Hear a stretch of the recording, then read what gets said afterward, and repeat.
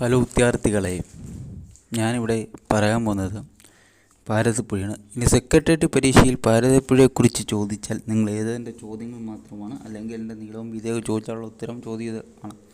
നീളം 250 കിലോമീറ്റർ ആണ്. ഉത്ഭവം ആനമല, തമിഴ്നാട്. ജില്ലകൾ പാലക്കാട്, തൃശ്ശൂർ, മലപ്പുറം.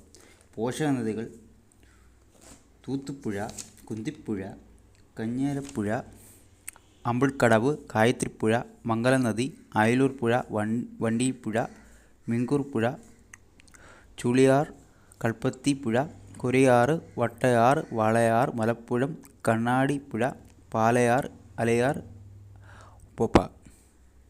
ഉപ്പയാർ. 16 അറബിക്കടൽ. അപ്പം ഭാരതപ്പുഴയെക്കുറിച്ച് ഇങ്ങനെയുള്ള നീളം 250 കൊണ്ട് 30 ആനമല, തമിഴ്നാട്ടിൽ നിന്ന്. ജില്ലകൾ പാലക്കാട്, തൃശ്ശൂരാണ്. പോഷക നദികൾ പിന്നെ 15 അറബിക്കടൽ.